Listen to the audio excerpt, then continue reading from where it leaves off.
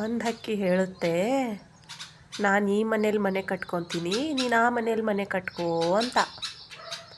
ಇನ್ನೊಂದು ಹೇಳುತ್ತೆ, ನಾನೇ ಅಲ್ಲಿ ಮನೆ ಕಟ್ಕೊತೀನಿ, ನೀನೇ ಇಲ್ಲಿ ಕಟ್ಕೋ ಅಂತ. ಇವಾಗ ಇವರು ಇಲ್ಲಿ ಎಲ್ಲಾದರೂ ಒಂದು ಕಡೆ ಮನೆ ಕಟ್ಕೊಂಡು ಮೊಟ್ಟೆ ಇಡೋಕ್ಕೆ ಪ್ಲ್ಯಾನ್ ಮಾಡ್ತಿದ್ದಾರೆ ಪಕ್ಕ. ನೋಡಿ, ಜಗಳ ಮಾಡ್ತಾರೀಗ. ಈಗ ಭಾರಿ ಜಗಳ.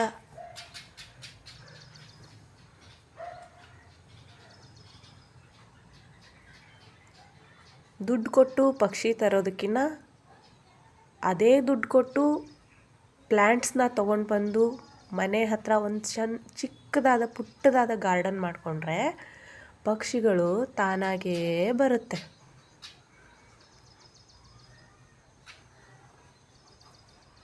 ಅಲ್ವಾ?